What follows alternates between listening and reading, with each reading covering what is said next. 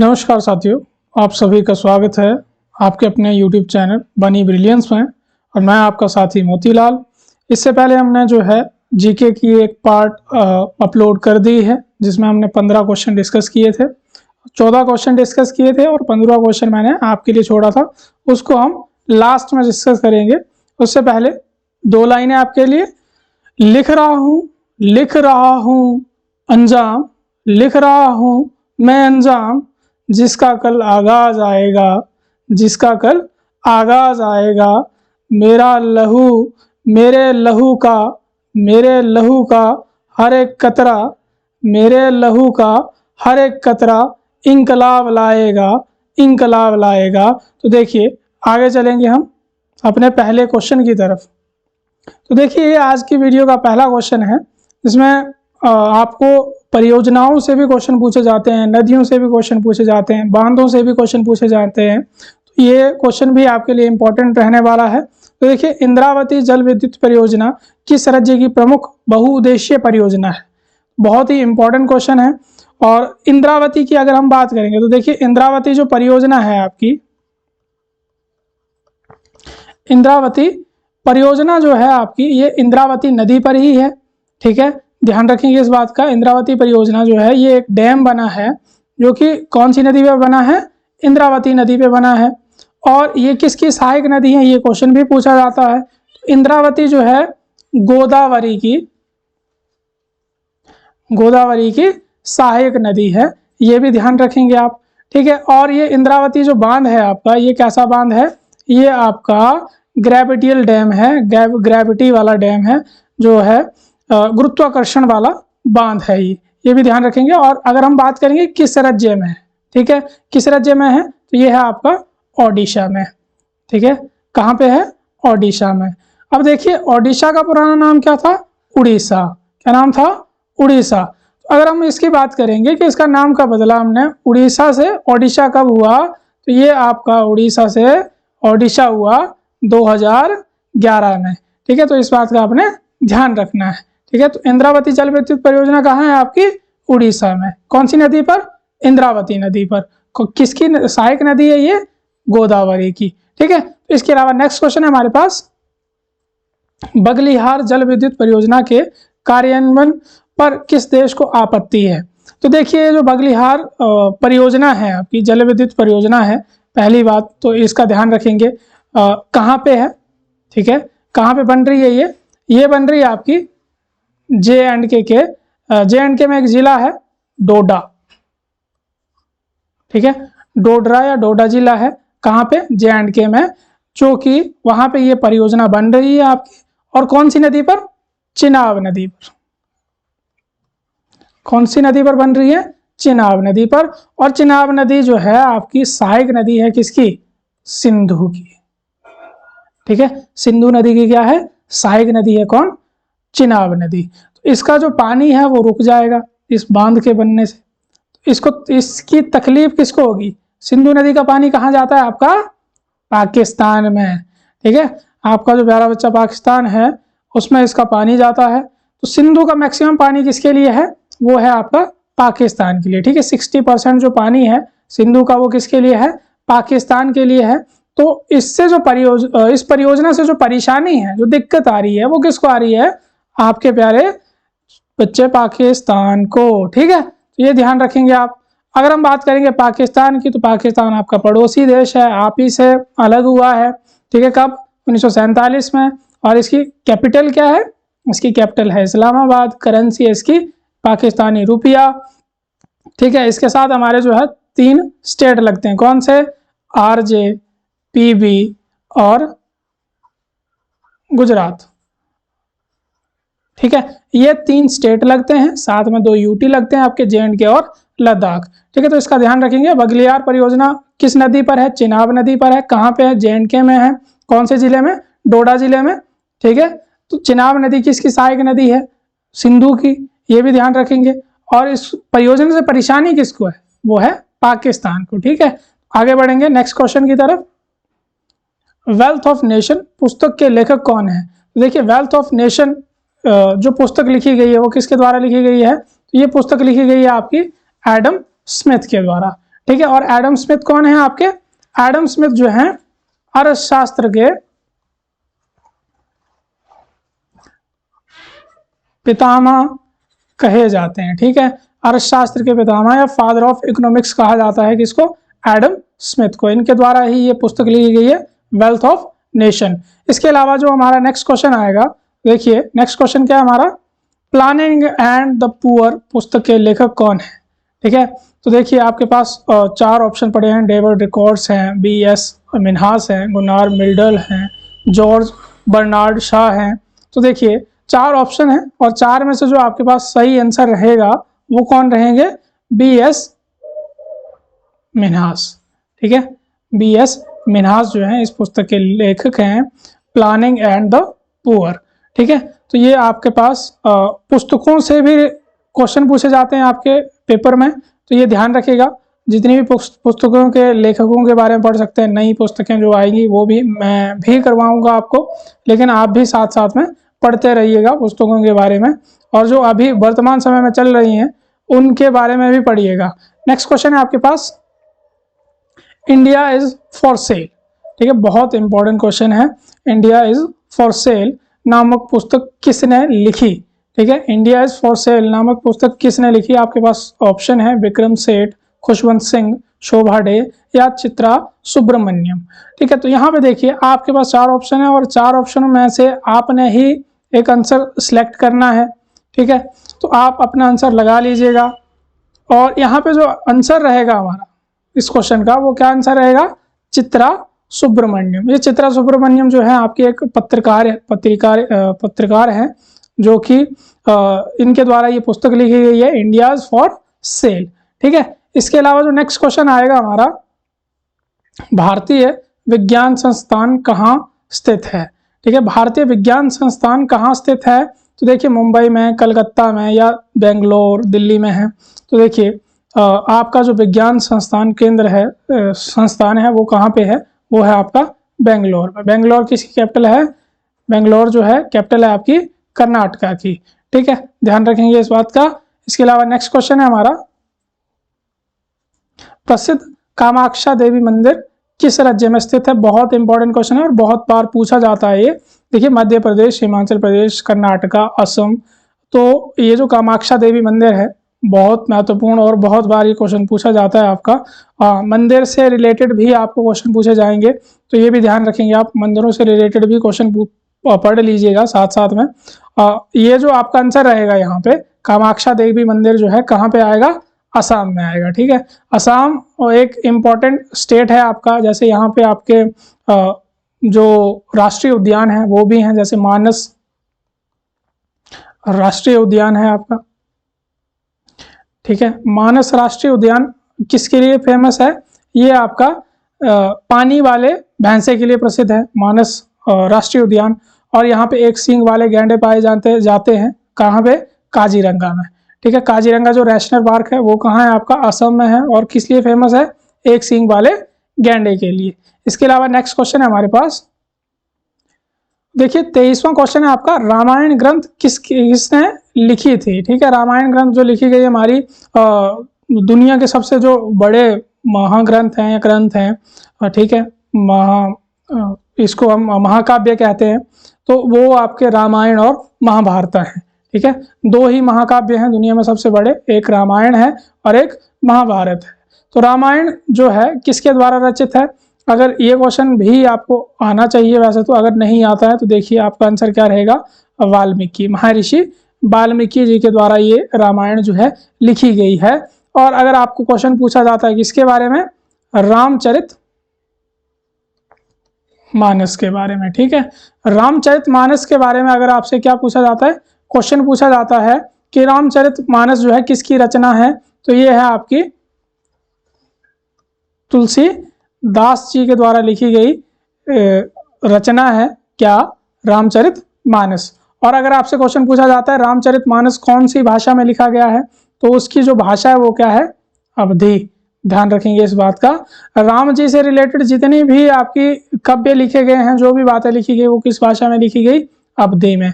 अगर हम बात करेंगे सूरदास की, तो सूरदास देखिए, सूरदास जो है कृष्ण के बहुत बड़े भक्त थे, तो ये कृष्ण के बारे में लिखते रहे हैं। और ये किस भाषा का प्रयोग करते थे? ये प्रयोग करते थे आपका ब्रज भाषा का। ठीक है, तो कृष्ण के बारे में जो बातें लिखी गई वो किस भाषा में लिखी गई? ब्रज भाषा में। और राम के बारे में जो बातें लिखी गई, ग्रंथ लिखे गए, वो किस भाषा में लिखी गई? अवधी में। इसके अलावा नेक्स्ट क्वेश्चन है हमारे पास, अंतरराष्ट्रीय क्रिकेट परिषद का मुख्यालय कहां पर स्थित है?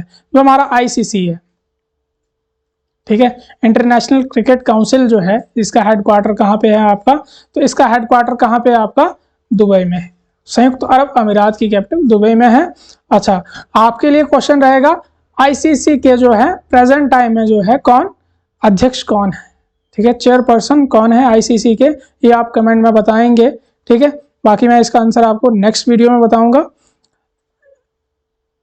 इसके अलावा नेक्स्ट क्वेश्चन है हमारे पास, पवित्र ग्रंथ गीता किसके द्वारा लिखी गई है? तो देखिए, ये हिंदुओं से रिलेटेड ग्रंथ है, हिंदुओं का पवित्र ग्रंथ माना जाता है इसको। किसको? गीता, भगवत गीता। ठीक है, ये किसके द्वारा लिखी गई? जिनके द्वारा ये महाभारत लिखा गया, उन्हीं के द्वारा गीता लिखी गई। ठीक है, तो महाभारत आपको पता है किसके द्वारा लिखा गया है? तो देखिए, महाभारत के रचयिता कौन है? महर्षि वेदव्यास जी। ठीक है, तो महर्षि वेदव्यास जी के द्वारा क्या लिखा गया आपका? महाभारत। ठीक है, और महाभारत के साथ ही गीता का भी संस्करण आया, ध्यान रखेंगे आप इस बात का। तो गीता के रचयिता भी कौन है? वेदव्यास जी। महाभारत के रचयिता भी कौन है? वेदव्यास जी। ठीक है, इसके अलावा नेक्स्ट क्वेश्चन है हमारे पास, स्वराज मेरा जन्मसिद्ध अधिकार है, ये किसने कहा था? ये बहुत बार क्वेश्चन पूछा जाता है कि स्वराज मेरा जन्मसिद्ध अधिकार है, मैं इसे लेकर रहूंगा, ये किसने कहा था? और ये बहुत बार क्वेश्चन पूछा गया है। देखिए, भगत सिंह हैं, दादा भाई नौरोजी हैं, बाल गंगाधर तिलक हैं, सुभाष चंद्र बोस जी हैं। तो देखिए, अगर भगत सिंह की बात करेंगे हम, शहीद आजम भगत सिंह जी की बात करेंगे, तो देखिए इनका क्या था? इंकलाब जिंदाबाद। दादा भाई नौरोजी के बारे में पिछली वीडियो में मैंने डिस्कस किया था, क्या कि ये इनको बोला जाता है old man of India, unofficial ambassador of India भी कहा जाता है इनको, इसका भी ध्यान रखेंगे आप। इसके अलावा नेताजी सुभाष चंद्र बोस की बात करेंगे, तो देखिए नेताजी सुभाष चंद्र बोस ने क्या कहा था? तुम मुझे खून दो, मैं तुम्हें आज़ादी दूंगा।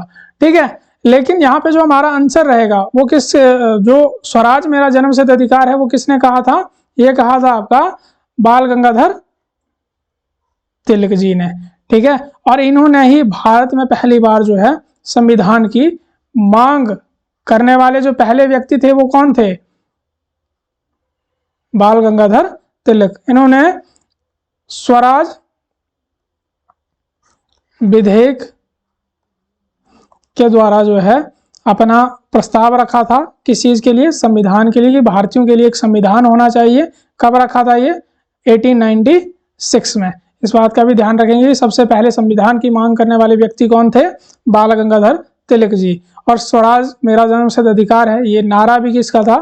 बाल गंगाधर तिलक जी का। इसके अलावा नेक्स्ट क्वेश्चन है हमारे पास, देखिए, पानीपत की तीसरी लड़ाई में मराठा किसके द्वारा पराजित हुए थे? तो आपके पास चार ऑप्शन है, अकबर, अहमद शाह अब्दाली, जहांगीर, शेर शाह सूरी।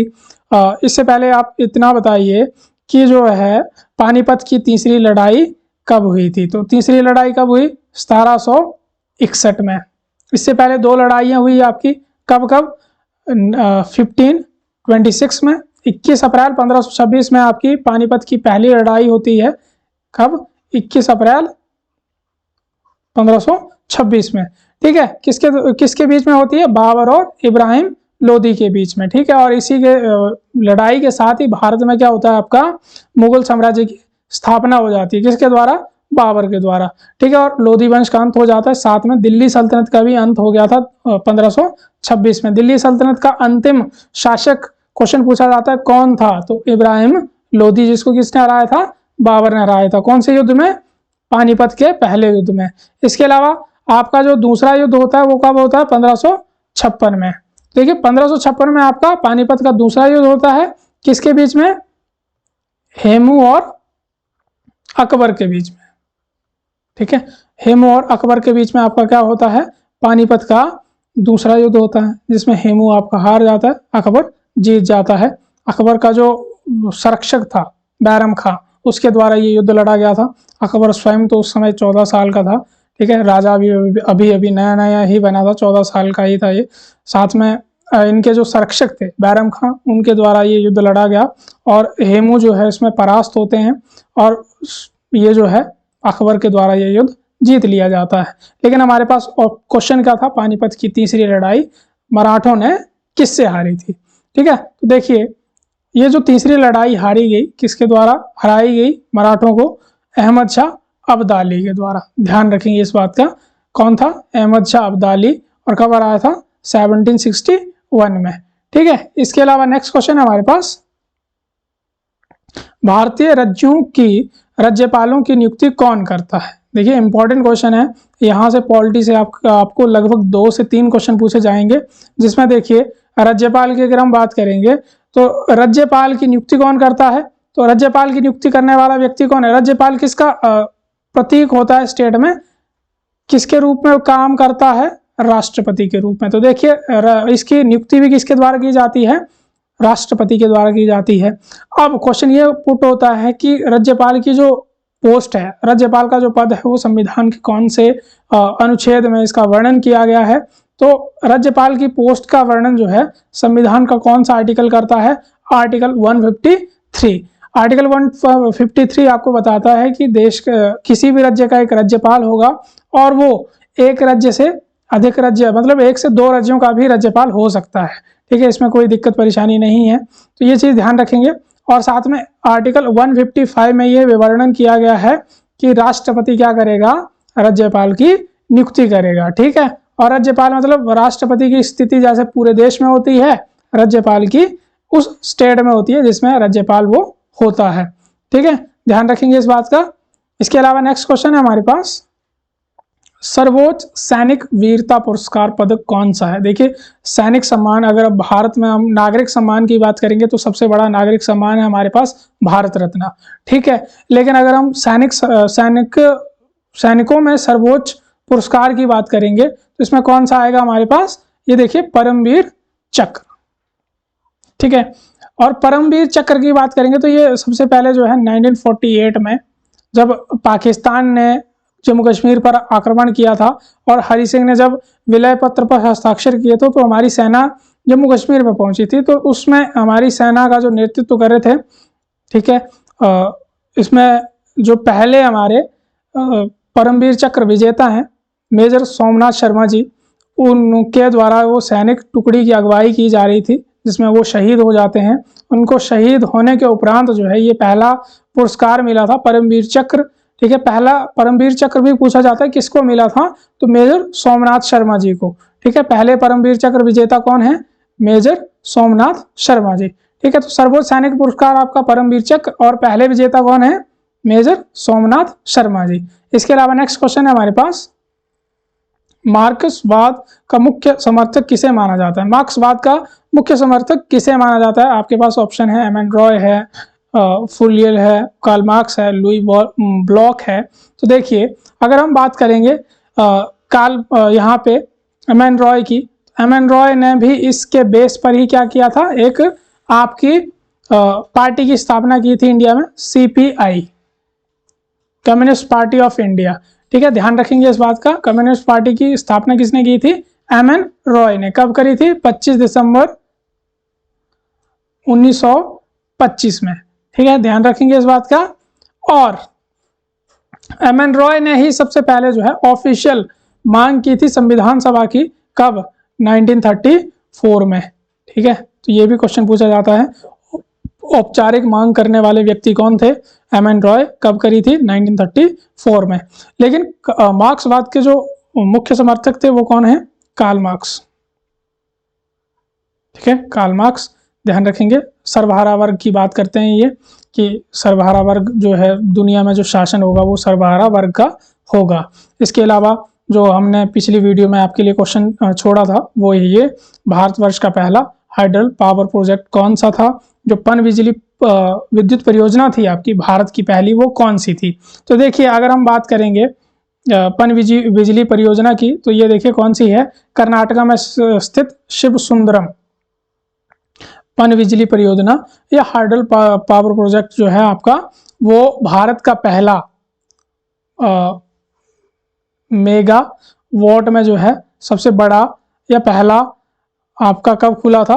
1902 में।